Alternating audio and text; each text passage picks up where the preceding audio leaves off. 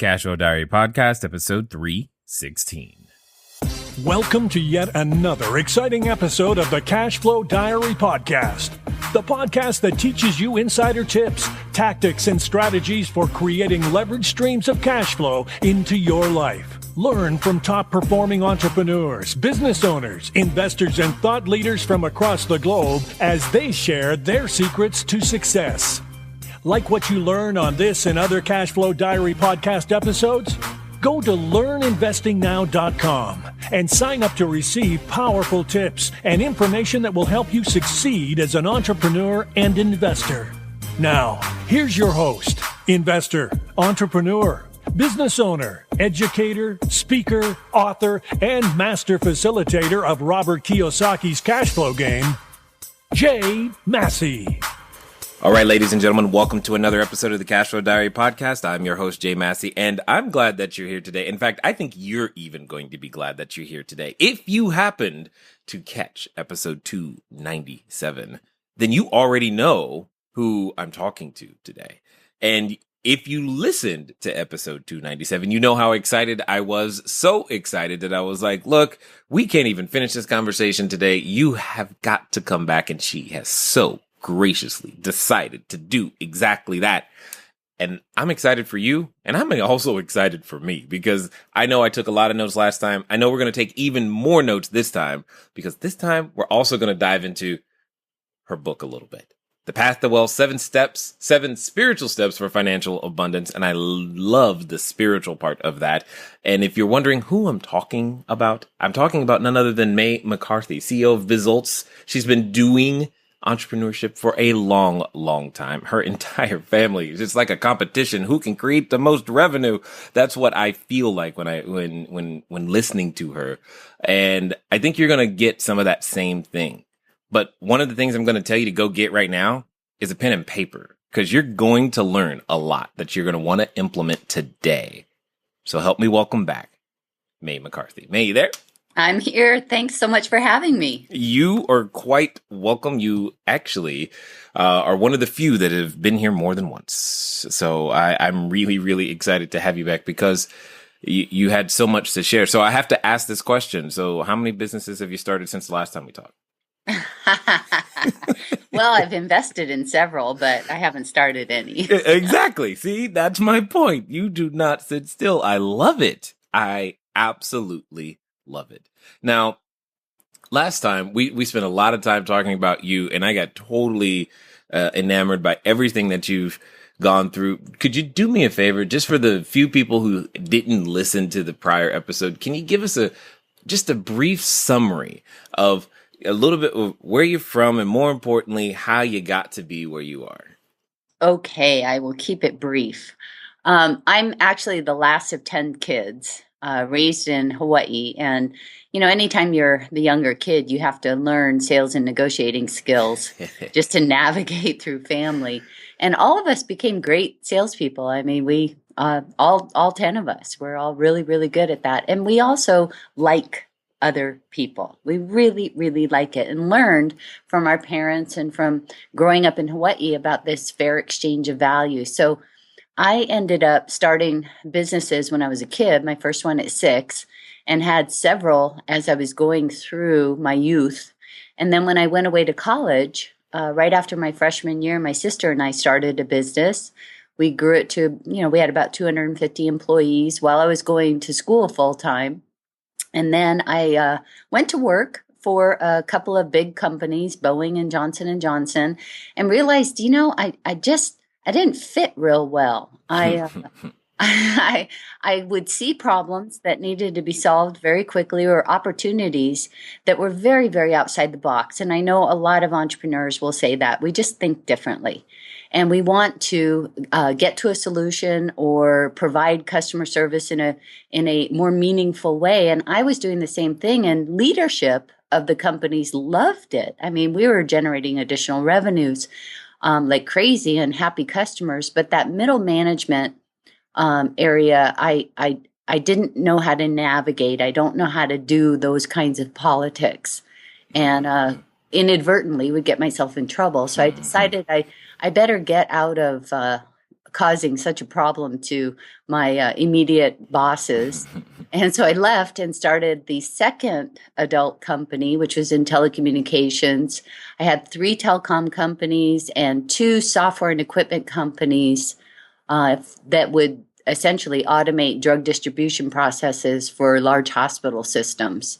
And so consequently, it doesn't matter what industry you're in. I had fashion, retail, telecom, both domestic and international and wholesale, as well as writing software and teaming it up with equipment to create distribution processes for large hospital systems and their drugs. So it doesn't really matter what industry you're in. You still apply the same principles of business. You still have to have some practical knowledge and combine that with something that, you name the title of my book, and I do have that word spiritual in there deliberately. Right. Because, I'm not the only one that relies on some unseen intelligence to guide and direct me towards achieving my goals.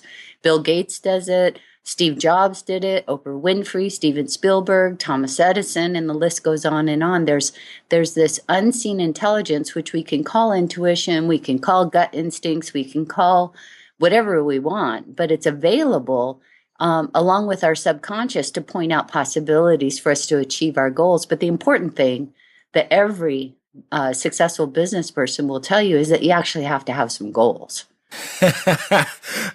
Some goals, it sounds like I would love to. I can only imagine what your goals look like, because you just seem to keep moving and keep going, and you keep changing them as you grow. Would you say something like personal growth is something that's important to you? Is that what keeps you going? Like, hey, I can still do more? Well, personal growth, I like living a happy, satisfied, and fulfilled life. And like I said, I like people. And what I spend a lot of my time doing is helping other people succeed.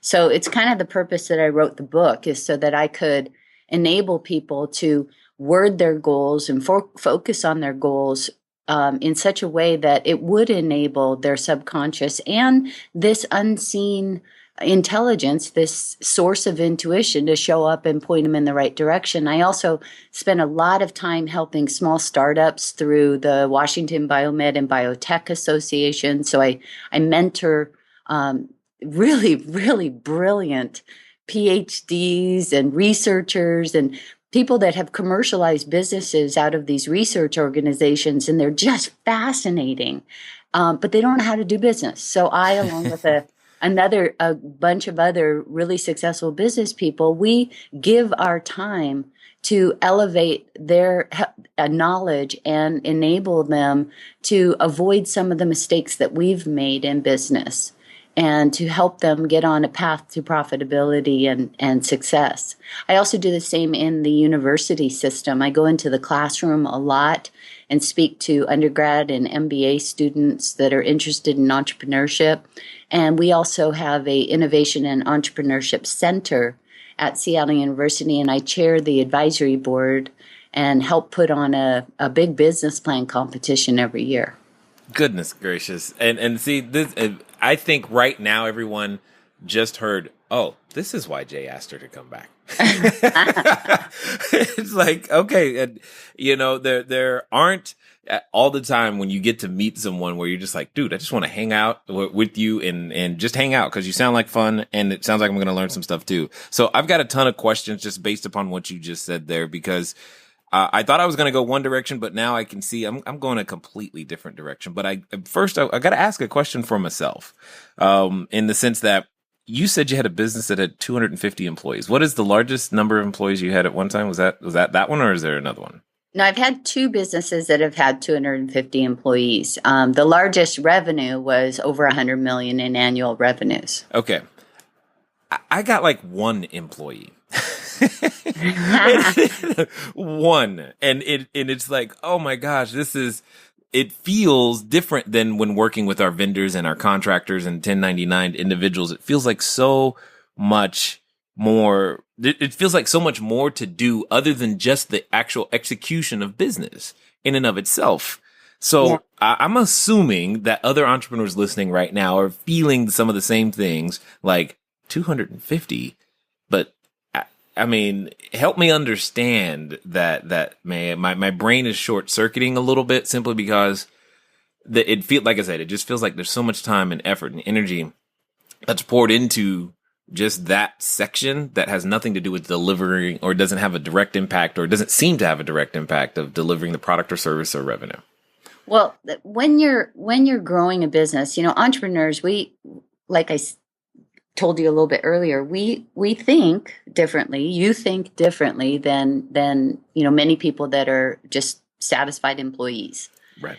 And when we are considering bringing on employees, it's because we have created an org chart. Let's say we've created an org chart with 30 jobs, and right now our name is in every single one of those jobs, or a contractor's name is in one of those jobs. Mm-hmm. And we decide to bring on an employee, it's because we've done a value assessment that if I spend more time doing this thing and I can farm out this other job, which I'm doing right now, like, janitor, taking the garbage out when you're a brand new startup. But if I'm doing that job and I could hire somebody to do it, and they love doing that kind of stuff and could do it better, they could do data entry, they could do QuickBooks, they could do whatever it is that I can do. But if I freed myself up to do what I'm really good at, which is sales, strategy, projecting how we're going to grow and serve our customers better, if I could spend more time doing that, is it going to not only pay for the employee, but also increase revenue substantially?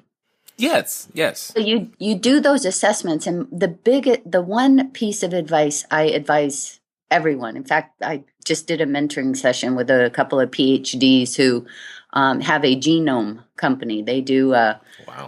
They essentially are analyzing DNA from all sorts of different agriculture species to enable different kinds of companies to assist them in not having diseases infiltrate their crops. I mean, very cool stuff. So they, at any rate, what I told them to do was to create an organizational chart of where they thought they'd be after a year, where they thought they'd be at the end of 3 years and 5 years. And I mean, create an actual org chart and then put their names in every box, because there's only 2 of them. and then start highlighting which box you could farm out. Now, granted, you don't have the revenues or the money to be able to do this yet, but it's keeping you focused on, well, if I get somebody that can do these wet lab tests so that I can be free to go out and call on new customers to increase sales, then that would be a good hire. So you highlight that box, wet lab technician, and you highlight it yellow. Your name's in there right now, but highlight it yellow so that you're focused, and you look at that org chart every day and you're focused on, okay, that's my next hire. What ends up happening is you might be talking to somebody about needing a wet lab technician, and they know somebody that's great at it. Because it's at the forefront of your thoughts, you are more open to seeing possibilities of hiring the right people and to make it really, really easy. So that's one thing that I tell everybody to do that's growing a business is don't wait till the revenue comes in before you make your plan. Plan in advance and then see what opportunities show up to not only satisfy your needs, but to also increase revenues. Exactly. And I like this. And you're hitting on something that I've often, I don't have any scientific evidence that backs this up, but I'm going to ask you because I think the answer, I'm going to enjoy your answer. I as a real estate person, and we're often building teams in various different places. As many of the listeners are, they're out there, they're building teams for various different things. And what you just laid out was a great way to get that process started. I think, and I'm wondering if you believe the same, I've often said that women have an advantage in the team building area because I strongly believe that you were given some sort of radar. I don't even know what to call it, but it's something that's in the back of your head that says, yeah, I mean, and oftentimes when I ask like my wife, hey, how did that person make you feel? I don't know. They gave me the willies. What are the willies? I don't know. The point is, I know I've learned to listen to those when she says that, like, you know what, that might not be the person I want to work with because it gave her the willies. I can't explain it, but that could be the very, very thing. I guess my question to you is how much in the team building process does something like that play for you? And I've got to ask, do you think women have an advantage there? Well, first of all, what I do is always establish a goal first. Okay. And like, for instance, when I'm building teams, one of the very first things that I write down every single morning as part of my goal attainment process is I'm so grateful that only those people that are right for my company show up and are available to hire. And all others find their good elsewhere. So I will know if somebody shows up. As a result, my subconscious will pop up and say, that's not the right person. Because I'm so focused on what I do want, which is great team people, great team players. And consequently, as a result of that, and the way that we treat our employees with great respect and give them lots of autonomy and really understand their brilliance. When you're building a company, there's a particular number that's right for you where you still feel like you're creating a family. And then when you get past that number, you don't know everybody's name anymore. And for me, that number is in that 100, 150 person range. So that's my sweet spot, is growing companies up to that range, and then it's time to sell. Because I can't keep the culture of us being a family together. But I write down that goal every single day when I'm growing a company, that only those people that are right for our company and our culture and serving our customers and working well with their coworkers show up for us to hire, and all others find their good elsewhere. And somehow, even the employee that's wrong for us will show up and realize that they're not right for us. And I don't have to go through the hiring and firing process. Yeah. Definitely have been through that. And in terms of, whether women or men have this ability to tap into that feeling or that intuitive sense or that recognizing when their subconscious is trying to point them in a right direction, I think we all have it. But the challenge is being able to cultivate it. We live in such a world of data. And Albert Einstein actually said that we all have this rational mind and this intuitive mind. And the rational mind ends up wanting to reason through any possible decision. And so you might feel a little bit of the willies too, but you're going to rationalize, well, wait a minute, this guy was hugely successful at his previous company. He was a huge revenue generator. Everything looks good on paper. His references check out. Rationally, he looks like the right hire. Mm-hmm. But if you do cultivate this intuitive mind in there, you are going to get something that shows up that says, this is not the right guy. This is going to be somebody that poisons the rest of our team. Or, he has a backstabbing characteristic where all he wants to do is climb over everybody else and not work cohesively with the rest of the team. I mean, something will show up if you cultivate this intuitive mind to be equally as important. Okay, so then I guess my question becomes, is what you just said, what you just described then, because when you use the word like cultivate, that says to me, oh, I can go learn this. Yeah, you can. Okay. Where? Well, you could buy my book. Well, okay, and that's where I was actually going there because I was like, is this one? I was looking at the title again, thinking, is this one of the 7 steps? And I think that's what you're saying. Yes. Well, actually, the whole process is cultivating that intuitive mind.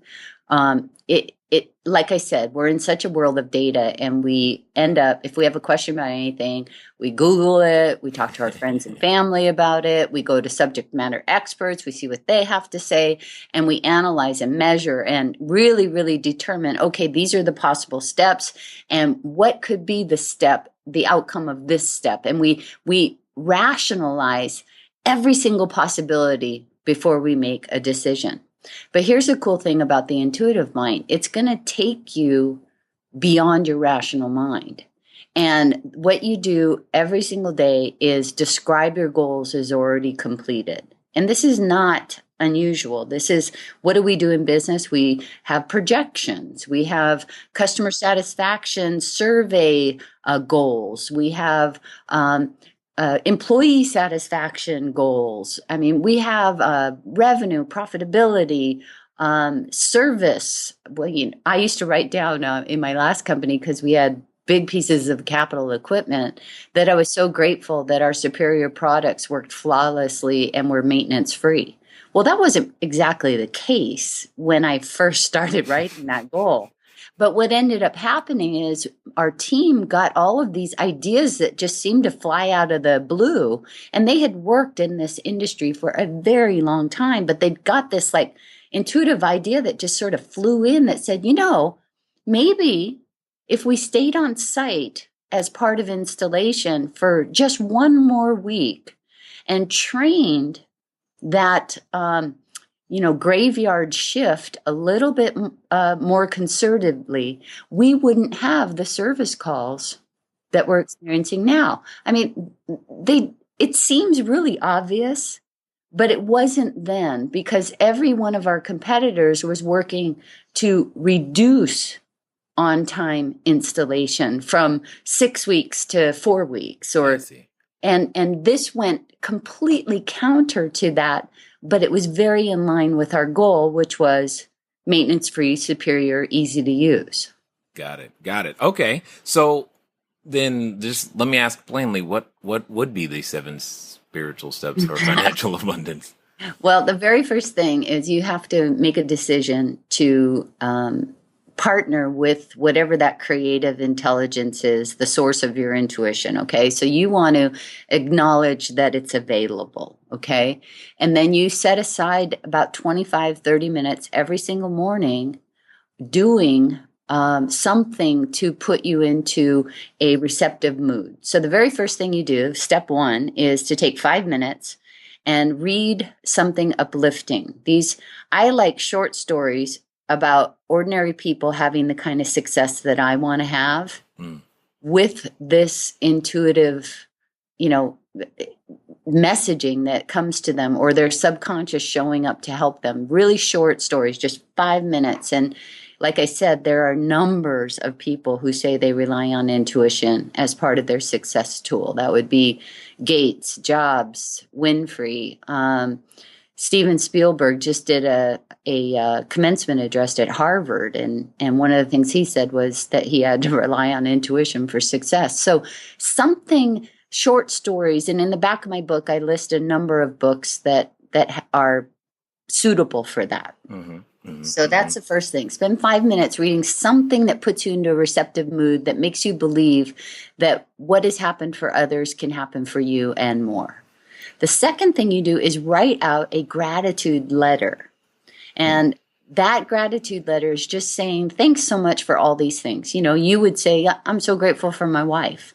I'm so grateful for my business. I'm so grateful for this. And you also want to be grateful for what you want, but describe it as though it's already completed. This is really, really important. We're coming up towards the end of the year, and I'm often asked to come and speak to groups of people. And one of the topics is always, resolutions and goal setting. And undoubtedly, there's somebody in the audience who says that, their goal is to lose 10 pounds. They want, Right. They want to lose 10 pounds. And I look at them and I say, you've already reached your goal. Well, no, I haven't. I'm 10 pounds overweight. Well, no, but your goal is to be wanting to lose. You already are wanting to live. So what you should do is change that to something with gratitude as though you've already completed it. I'm so grateful that I am now physically fit, trim, toned, energetic, in a pain-free body that's easily able to go on hikes and walks with my family and friends, and we have a great time. Or I'm so grateful that our products are considered to be superior by all of our customers and that they're easy to use and maintenance free. In fact, our customers love our products and our customer service so much, they tell all of their peers at other hospitals that they should buy from us too.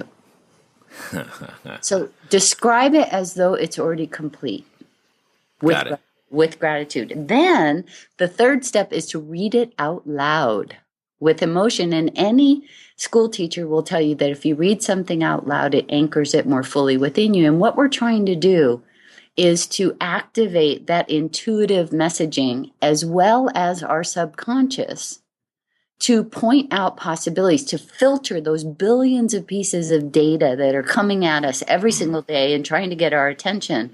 But it'll filter it and point out possibilities to take steps along the path to achieve our goals. Do you remember the last time you bought a car or some big item? Right. Yes. Yeah, well, most people, do a lot of research. They might test drive cars. They might talk to their friends and family about cars. Maybe they know somebody that has a car that's like the one that they want. And they really spend a little bit of time really thinking about and feeling what that new car is going to be like. Well, they start seeing that car driving around everywhere, and they never noticed that car before. But now that model is driving around everywhere. So their subconscious had filtered all the other cars and pointed out and illuminated and brought to their attention those other cars as possibilities of them achieving that car. So the same thing happens when we do this practice and end up putting our goals as though they're already completed at the forefront of our thoughts. We start to notice possibilities. And when you're reading it out loud with gratitude, you're lighting up that front part of your brain. And that's been proven to show that when that's lit up with a positive emotion, we're able to focus and see more possibilities clearly. I know we've got more to go, and I want to get to them, but I'm having this experience right now where I'm realizing some of these things are things that I wasn't doing them in a structured way, but they were definitely things that I've been doing, especially when it comes to, I typically think about getting started and just telling people what it is that I'm looking for and having that item, if suddenly it appears. And I never really thought about having a formal process to actually make that happen. Yeah. I've just gotten used to it happening. Yeah. You're a demonstration magnet. I'm like, that's it. It's just going to happen. Let's just go this way. So it's pretty funny just listening to you. That doesn't have to be a unique experience. You too can obviously experience all kinds of interesting things when you become a fire ready aim kind of guy or gal, as you continue to listen. I know it sounds scary. It's change. It's different. But you know what? So is what you're after. You're looking for more. You want to be more. You are more. However, you must begin to do more and do more differently than what you've done in the past. Here's an idea. Go to cashflowdiary.com/free book. Again, that's cashflowdiary.com/free book. Why? To pick up a copy of my book, Cashflow Diary, 10 Steps to Creating Wealth in Any Economy. And guess what? You will learn in chapter 1 alone. How to think differently, how to look at adversity differently, and more importantly, what to do, because your story is the very rocket fuel to make sure that you can hang out amongst the shooting stars.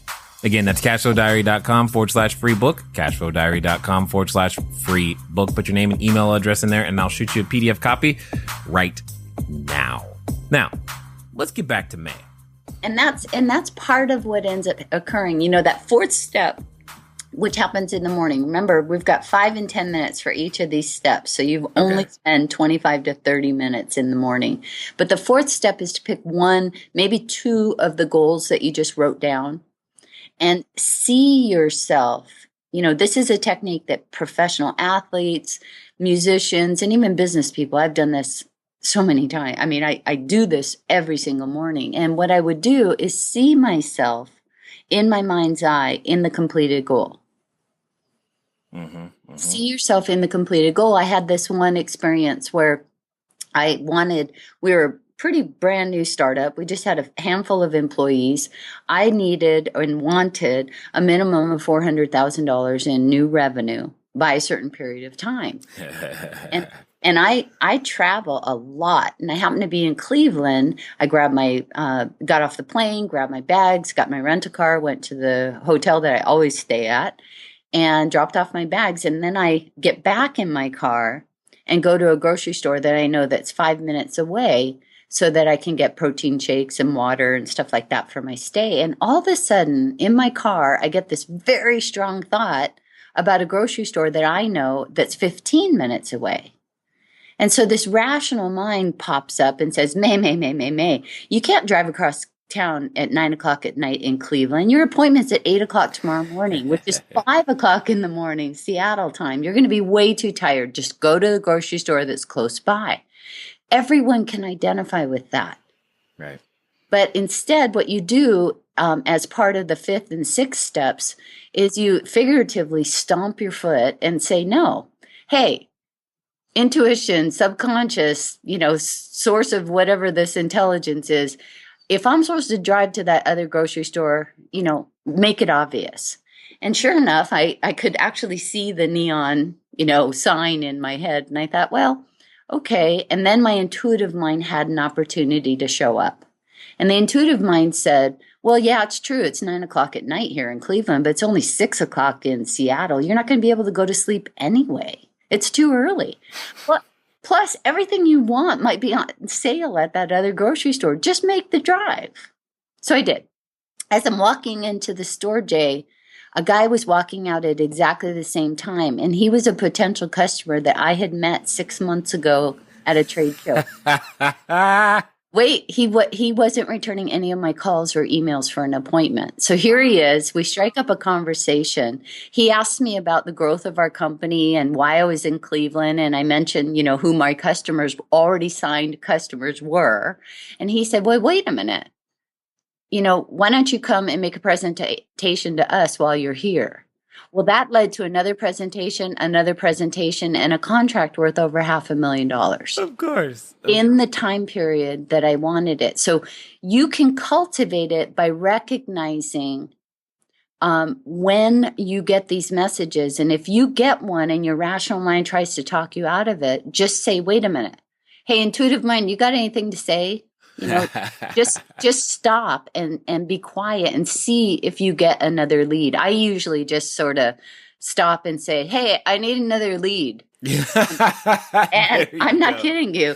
And if I get one, I take a step. And if I don't, I just, go along my way. But opportunities will show up to point you in the right direction. But many times they're not going to make rational sense. And I've got countless stories in my book that show how this works.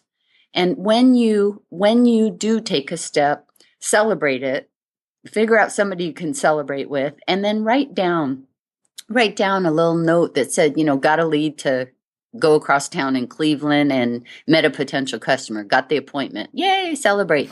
What that will do is also tell your brain, you know what, I'm serious about achieving these goals and I'm noticing the possibilities. So you can get out of the way and enable more of these possibilities to show up. Because your brain wants to protect you.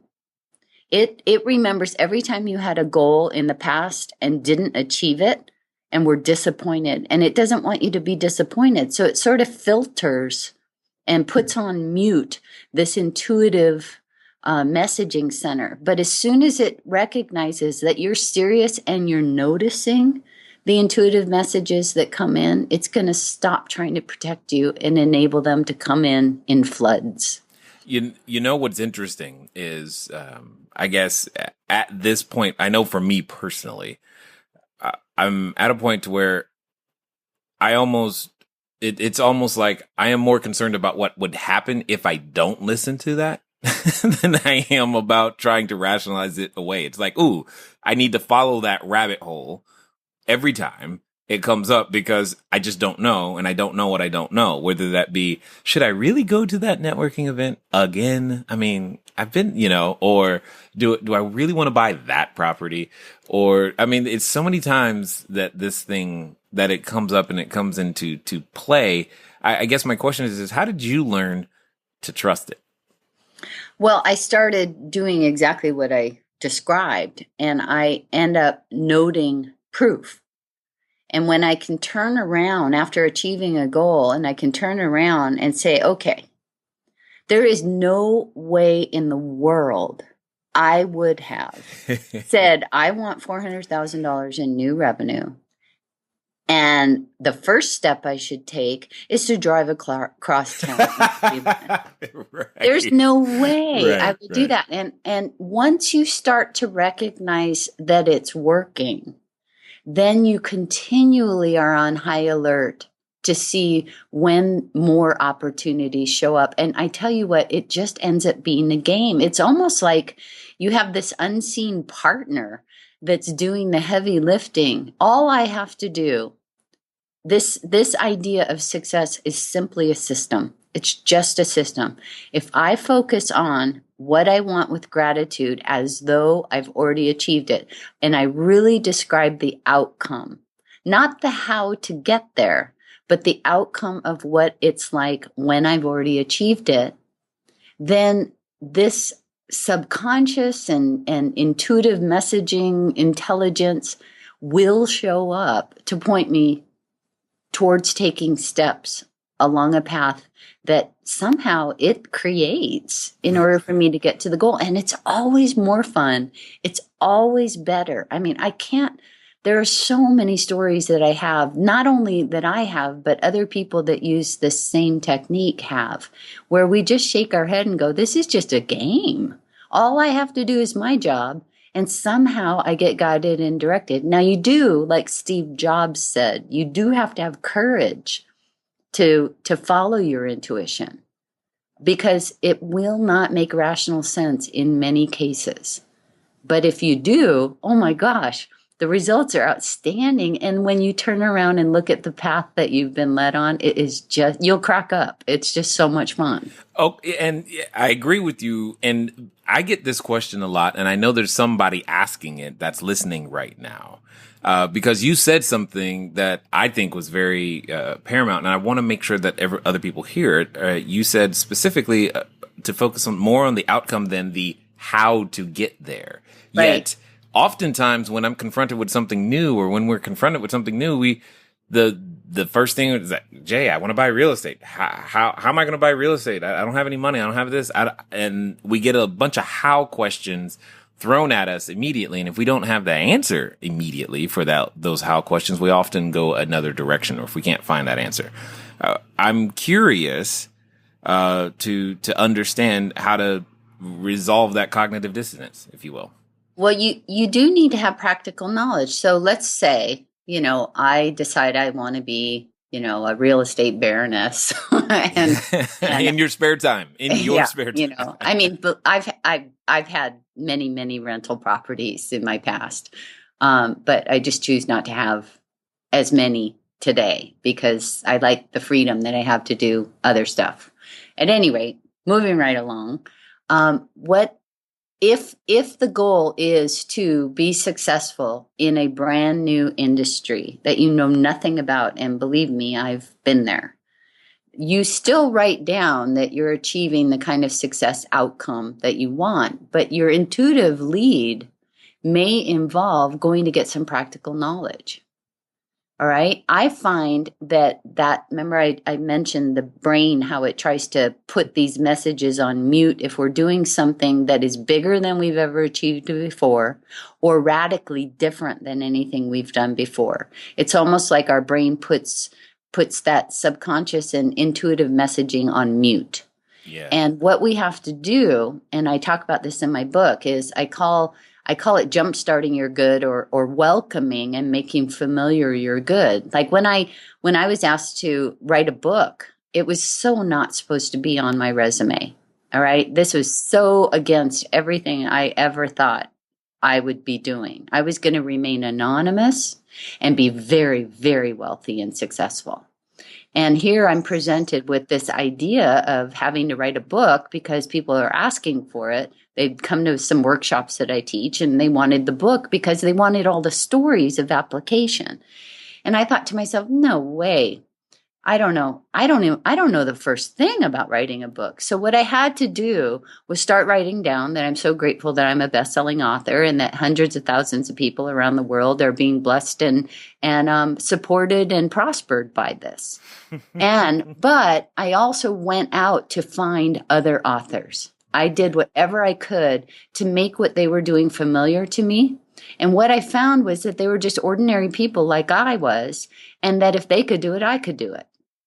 So what your brand new real estate folks will do is write down their outcome of what they want and go make it familiar and welcome. Go find other realtors that are experiencing the success that they want. Go find other developers, other investors that are experiencing the success that they want and make that lifestyle familiar to them. Find out what they know and how they're doing what they're doing. Meanwhile, still doing this daily practice of goal attainment. You know, here's one of the things that I am beginning to enjoy a lot about doing this show and talking to so many different people is that some things just keep coming up over and over again. And when that happens, it's like it becomes a clue as to what needs to happen in order to make things work. Let me ask you this, May, for the person that's possibly stuck inside their head a little bit, because I hear lots of action. I mean, yes, I hear strategy, I hear planning and what you say, but I also hear that there's an action component that cannot be ignored. What would you say to those individuals who have found themselves to be, stuck in that proverbial analysis paralysis? Okay, well, first of all, we often hear that idea of stuck in a rut. And there's actually a scientific explanation for it.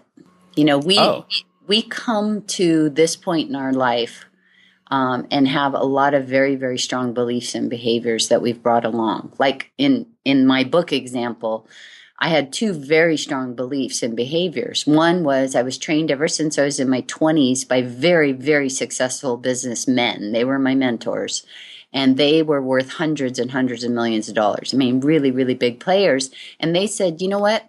Here's the goal. You want to be really wealthy, really successful, but not have anybody know who you are. You want to remain anonymous. So throughout my career, I pushed out I would push my business partner. I would push my customers. I would push, everybody out front so that I could remain anonymous. I wasn't even on Facebook or any of those social medias at all until I decided to be an author. And the second thing was that in high school, I went to a public high school, which has been ranked, 50 out of 50 states, in terms of English and grammar. And although I did really well in English, I went through life thinking, I couldn't possibly be a great writer. Although I wrote all of the advertising copy, all of the brochures, all of the manuals, everything. I love to write.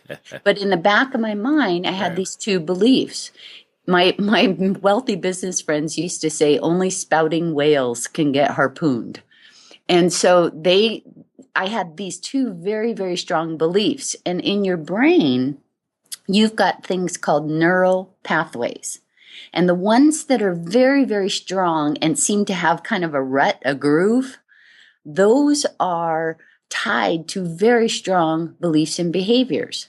Well, the good news is that we can strengthen a new belief and behavior, a new belief in a new area of business, a new level of success. We can diminish by not paying attention to those strong beliefs and behaviors anymore and turning our attention to these beliefs and behaviors that we want to grow, which is that, of course, I'm successful, duh, and I could do anything I want and I'll always be successful. So we can strengthen that neural pathway so that it is stronger than these old beliefs and behaviors. And the way that we do that It's through repetition. It's the exact same process I just described for you. And that's why success is a system, not a secret. I mean, if we strengthen those neural pathways and those beliefs and behaviors, we sort of become magnetic to good that we want, and it comes and just sticks to us. I mean, you mentioned earlier in the show, you have a very strong belief in behavior in, of course I'm going to be successful. Of course I'm going to notice possibilities to take advantage of opportunities. Of course I am, because that's a strong belief for you, but you had to create it. And people can do that with this daily practice. Interesting. And that's, there's just so many things that are possible, which has always been the case. But listening to you, and I'm going to make a stab and say, if people were brave enough to pick up a copy of your book, that you would make them more probable. So that's also excellent. Speaking of which, for those that want to find out more about what you're doing and maybe even grab a copy of the book, what would be the best way for them to catch up with you? Well, it's available on all online retailers. It actually, in the ebook version, made it to number 2. It made it to number 2 in personal finance, which was a real surprise for me. But again, it's a system, and success is a system. So if you want to get a copy of the book, it's available from all online retailers. But I want to, and you can also go to my website and learn more about me, McCarthy.com. But I want to point out that, you can't get the book and then just have instant success. You got to do the work. Hold on. Someone was washing dishes, the dog, something. Say that again, please. You can't just get a quick fix pill or book or strategy. You actually have to do the daily work to prepare yourself to receive the success that you want. This is going to help you to be able to, all great managers, all great business people, what do? We get our team together and we review our goals on a regular basis. That's just part of our success strategy. Well, you can do the same thing, but you're going to do it by yourself. Every single morning, set that alarm for 30 minutes early and review your goals as though it's already complete so that you can enable your subconscious and your intuition to show up and illuminate possibilities for you to take steps to achieve exactly what you want. Yeah. Got to do the work. Totally. There is no skipping that whatsoever. But the cool part is that it's really, really fun. Well, yes, it can be. And as I'm listening to you, I'm like, oh, like I said earlier, it was like, oh, I didn't realize that that's what I was doing. It's just, I just do it. And those are the fun pieces. There have been many times where I've experienced exactly what you're talking about. Like, people ask me all the time, how did you find that investor? I'm like, if I told you how crazy it was and how we happened to end up in the same spot at the same time, you wouldn't believe me and you would have never planned. That would not be your go-to-market strategy. I'm going to go take my kids to the park today. And because I'm taking my kids to the park, that's going to lead to this conversation, which led to me going to this open house, and boom, there they were. I love it. I love it. That's the type of stuff that happens to that happens to be a lot. Exactly. But you're open to it and it's possible. You're like, oh gosh, all I got to do is stay focused on my goal, the outcome that I want, which for you, is to increase, investors, increase properties that you own, increase revenues and profitability. And those are the things, as long as you stay focused and open to the fact that it could be just a crazy ride, and it doesn't have to do only with money. Right. I've used this to save my life in terms of avoiding cancer. I've used this for relationships. Maybe you have a relationship with somebody that's just not great. Well, guess what? You can actually use this for harmonious relationships, recreation, health, all sorts of different areas of your life that are important. It doesn't have to be just for your finances. I think everyone now knows why I had to have you back again. And because it's like they can hear what it is that you just live a certain way. You have a certain level of being and a way of relating that totally helps all of us, myself included. With that being said, though, and I hate to say this, but I think we're near the end. But I guess one of my final questions would be to you in this particular case is for someone that is, maybe they are stuck in that rut, or someone who is hoping to begin to, make that change, kind of like, how long do you think it takes for someone to put themselves in a position, at least mentally, physically, spiritually, etc., to be able to begin to see or do these things? Because I know someone's listening is like, man, this is going to take me forever to become what May's talking about.